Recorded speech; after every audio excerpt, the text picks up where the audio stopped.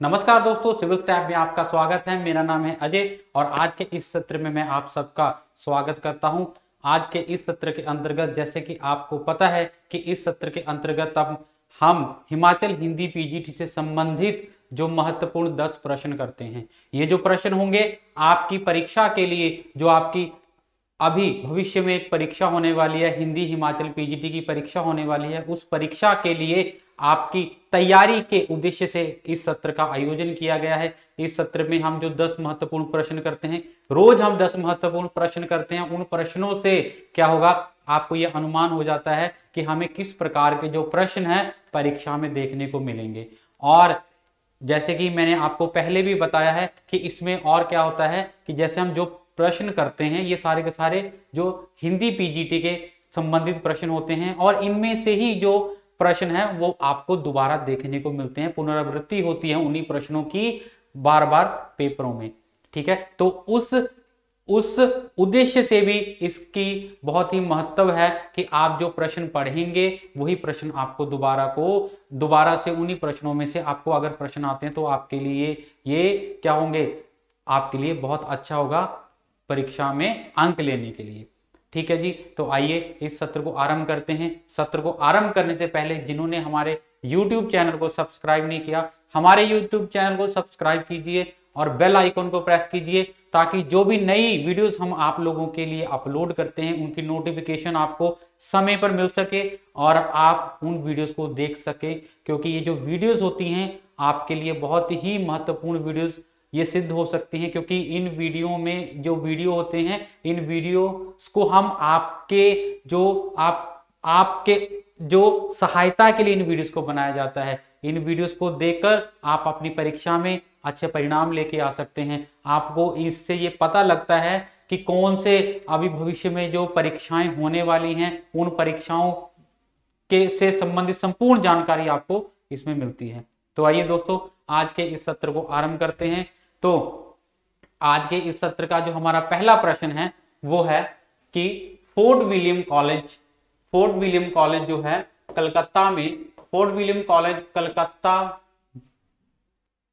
का स्थापन वर्ष क्या है। जो फोर्ट विलियम कॉलेज कलकत्ता का जो बहुत ही आपने सुना होगा, फोर्ट विलियम कॉलेज बहुत ही प्रसिद्ध, इससे संबंधित बहुत से प्रश्न आपको परीक्षाओं में देखने को मिलते हैं। पीजीटी की परीक्षाओं में फोर्ट विलियम कॉलेज से संबंधित बहुत से प्रश्न पूछे जाते हैं। ठीक है जी, तो फोर्ट विलियम कॉलेज कलकत्ता का स्थापन वर्ष क्या है ये आपको बताना है। विकल्प है हमारे पास 1800 ईस्वी, 1805, 1807 या 1810। हाँ जी दोस्तों, इसका सही उत्तर क्या है, तो इसका जो सही उत्तर है वो है 1800।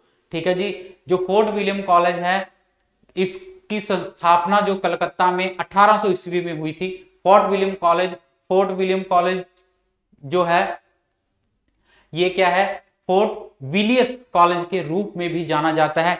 याद रखिएगा, फोर्ट विलियस कॉलेज के नाम से भी जाना जाता है। फोर्ट विलियम ज्यादातर पूछा जाता है, अगर उन्होंने फोर्ट विलियस पूछ लिया तो वहां पे आपको क्या करना है, इसी कॉलेज से संबंधित जानकारी देनी है।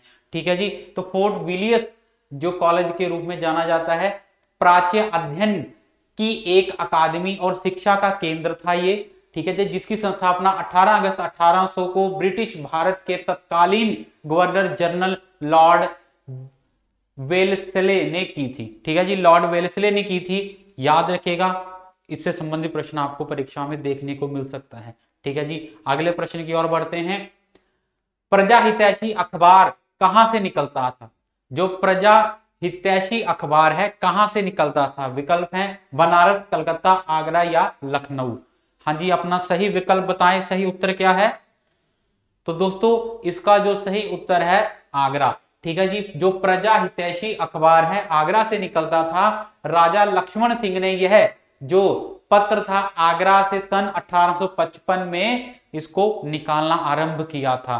ठीक है जी, राजा लक्ष्मण सिंह, नाम याद रखिएगा, राजा लक्ष्मण सिंह ने 1855 ईस्वी में इस पत्र को निकालना आरंभ किया था, प्रजा हितैषी। ठीक है, राजा लक्ष्मण सिंह 1855। ठीक है जी, आगे चलते हैं। प्रसाद का कौन सा नाटक राजतरंगिणी पर आधारित है। विकल्प है विशाख, कामना, करुणालय या अजात शत्रु। हाँ जी, अपना सही विकल्प बताएं। तो दोस्तों इसका जो सही उत्तर है वो है विशाख। प्रसाद, जयशंकर प्रसाद जी का जो विशाख नाटक है राजतरंगिणी पर आधारित है। ठीक है जी, विशाख जयशंकर प्रसाद के द्वारा रचित एक ऐतिहासिक नाटक है जिसका प्रकाशन 1921 में भारतीय भंडार इलाहाबाद से हुआ था। भारतीय भंडार इलाहाबाद से 1921 में हुआ था ये। ठीक है जी, याद रखिएगा जयशंकर प्रसाद जी द्वारा ये ऐतिहासिक नाटक जो रचित नाटक है। अगले प्रश्न की ओर बढ़ते हैं। अगला प्रश्न है धरती धन न अपना उपन्यास के लेखक कौन है? धरती धन न अपना उपन्यास अमरकांत, जगदीश चंद्र, मार्कंडे या विवेकी राय। तो दोस्तों सही विकल्प इसका क्या है? अपना सही उत्तर बताएं। तो इसका जो सही उत्तर कि धरती धन्ना अपना उपन्यास के जो लेखक हैं जगदीश चंद्र। ठीक है जी, जगदीश चंद्र इसके जो उपन्यास के लेखक हैं। धरती धन्ना अपना और मुट्ठी भर कांकर उपन्यास जो जगदीश चंद्र द्वारा रचित है। मुट्ठी भर कांकर, याद रखिएगा मुट्ठी भर कांकर, और जो हमारा है धरती धन न आपना। ठीक है जी, ये दोनों उपन्यास जो है जगदीश चंद्र द्वारा रचित उपन्यास हैं। अगला प्रश्न है हमारा रिपोर्ताज किस भाषा का शब्द है? रिपोर्ताज जर्मन, फ्रांसीसी, अंग्रेजी या हिंदी? रिपोर्ताज जो शब्द है किस भाषा से संबंधित ये शब्द है? तो दोस्तों रिपोर्ताज जो फ्रांसीसी भाषा का शब्द है। रिपोर्ताज ठीक है जी, फ्रांसीसी भाषा का शब्द है और अंग्रेजी में इसको क्या बोलते हैं? रिपोर्ट। ठीक है, अंग्रेजी में रिपोर्ट बोलते हैं। रिपोर्ताज फ्रांसीसी भाषा का शब्द है, रिपोर्ट जो अंग्रेजी भाषा का शब्द है। रिपोर्ट का अर्थ क्या होता है? किसी घटना का यथार्थवत, किसी घटना को जैसा देखा गया वैसे ही लिखना। रिपोर्टर क्या करते हैं पता होगा आपको, समाचार पत्रों, आपने समाचार पत्र में जो समाचार पढ़ते हैं उसमें क्या होता है कि रिपोर्टर क्या करते हैं, जो जिस घटना को जिस प्रकार देखते हैं वैसे ही क्या करते हैं उस घटना का व्याख्यान जो समाचार पत्रों में किया जाता है। टीवी में आप समाचार सुनते हैं, उसमें क्या होता है कि रिपोर्टर, आपने देखा होगा कहीं युद्ध के क्षेत्र में, कहीं पे कहीं अकाल पड़ा हुआ, वहां पे अलग अलग जगहों पर जो रिपोर्टर होते हैं क्या करते हैं, वहां पे रिपोर्ट देखते हैं, रिपोर्ट करते हैं। वहां का जो दृश्य होता है, जहां के वहां के हालात होते हैं, जैसी परिस्थितियां होती हैं वैसी परिस्थितियों को वो क्या किया जाता है, वहां पे उन परिस्थितियों को वैसे का वैसा वहां पे बताया जाता है कि जिस तरह से देखा गया, आंखों देखा क्या करता है, आंखों देखा व्याख्यान करना। रिपोर्ताज कहता, रिपोर्ट कहा जाता है। दोस्तों देखिए रिपोर्ताज पूरे का पूरा एक विषय है। ये जो विषय हमने आपके पीजीटी हिंदी में, ये एक विषय है, इस विषय को हमने विस्तार से पढ़ा हुआ है। ऐसे ही विषयों को आप विस्तार से पढ़ सकते हैं अगर आप हमारा, जब हिमाचल हिंदी पीजीटी का कोर्स जो सिविल स्टाफ ने वो 30 तारीख से आरंभ होने वाला है। ठीक है जी, तो 30 अक्टूबर से ये जो कोर्स आरंभ हो जाएगा। इस कोर्स में क्या है कि आपको विस्तार से पूरे के पूरे इन विषयों को पढ़ाया जाएगा।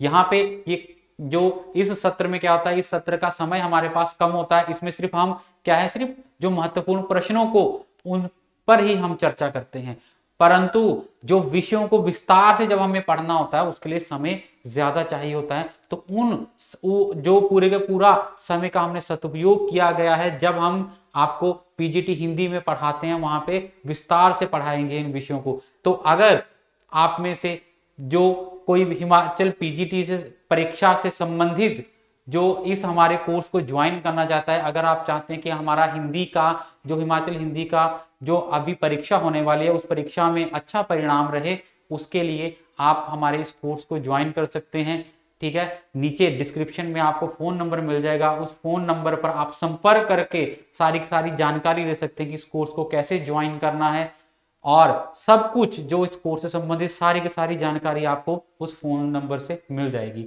ठीक है जी, अगले प्रश्न की ओर बढ़ते हैं। भाषा संवर्धनी सभा के संस्थापक कौन थे? भाषा संवर्धनी सभा के संस्थापक भारतेंदु हरिश्चंद्र, महात्मा गांधी, बाबू तोताराम या प्रेमचंद? तो भाषा संवर्धनी सभा के संस्थापक जो हैं कौन थे? बाबू तोताराम। ठीक है, बाबू तोताराम जो भाषा संवर्धनी सभा के संस्थापक थे। बाबू तोताराम का जन्म 1847 में, मृत्यु इनकी हुई थी 1902 में। ठीक है जी, भारतीय साहित्यकार थे जिन्होंने हिंदी के विकास तथा उसके हित साधन हेतु काफी कार्य किए। इन्होंने भाषा संवर्धनी नाम की एक सभा की स्थापना की थी हिंदी के विकास के लिए। ठीक है, हिंदी विकसित हो सके इस उद्देश्य से उन्होंने क्या किया था? भाषा संवर्धनी सभा की स्थापना की थी। ठीक है जी, अगले प्रश्न की ओर बढ़ते हैं। निम्नलिखित में से ज्ञानपीठ पुरस्कार सर्वप्रथम किसको मिला है? ज्ञानपीठ पुरस्कार सर्वप्रथम किसको मिला है? जो नीचे दिए गए हैं, जयशंकर प्रसाद, सुमित्रा नंदन पंत, अगय या महादेवी वर्मा। तो दोस्तों सही उत्तर बताएं, इसका सही उत्तर क्या है कि ज्ञानपीठ पुरस्कार सर्वप्रथम हिंदी के किस लेखक को मिला है? तो वो है सुमित्रा नंदन पंत को जो ज्ञानपीठ पुरस्कार मिला है। ठीक है, सुमित्रा नंदन पंत 1968 में इनको ये पुरस्कार मिला है। ठीक है, जो कि हिंदी के प्रथम लेखक थे जिनको ये पुरस्कार मिला है। अगले प्रश्न की ओर बढ़ते हैं। निम्नलिखित में बंगाल के अकाल पर आधारित उपन्यास कौन सा है? आनंद मठ, दुख मोचन, सुहाग के नुपुर या विषाद मठ। दोस्तों इसका सही उत्तर क्या है कि बंगाल के अकाल पर आधारित उपन्यास कौन सा है? वो है विषाद मठ। ठीक है जी, विषाद मठ जो है, जो कि रांगे राघव द्वारा रचित है विषाद मठ, और ये जो बंगाल के अकाल पर आधारित है ये। उसके बाद अगले प्रश्न की ओर बढ़ते हैं। कहानी नई कहानी पुरस्कार के लेखक, कहानी नई कहानी पुरस्कार जो पुस्तक है उसके लेखक कौन है? देवी शंकर अवस्थी, राजेंद्र यादव, नामवर सिंह या सहिबा अगय। ठीक है, कौन है जी इसका सही विकल्प कौन है? कहानी नई कहानी पुस्तक के लेखक कौन है? सही विकल्प बताएं, इसका क्या है? तो दोस्तों इसका जो सही विकल्प हमारे पास है नामवर सिंह। ठीक है जी, नामवर सिंह जो कहानी नई कहानी पुस्तक के जो लेखक हैं। ठीक है, नामवर सिंह का जन्म 28 जुलाई 1926 वाराणसी, अब चंदौली में ये स्थित उत्तर प्रदेश। निधन इनका हुआ था 19 फरवरी 2019, नई दिल्ली। हिंदी के ये आलोचक, इन्होंने आलोचक भी थे हिंदी में, इन्होंने मतलब आलोचना में भी बहुत सारी रचनाएं इन्होंने की हैं।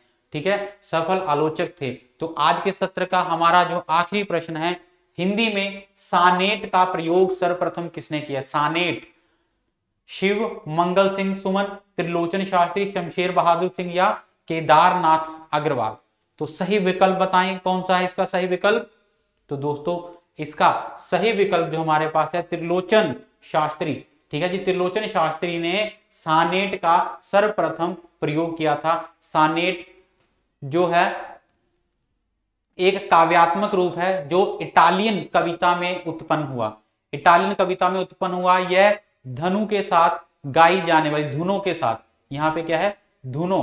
ठीक है, धुनों के साथ गाई जाने वाली कविता सोनेट। सोनेट क्या होता है? धुनों के साथ गाई जाने वाली जो कविता है उसको सोनेट बोला जाता है। और ये क्या है?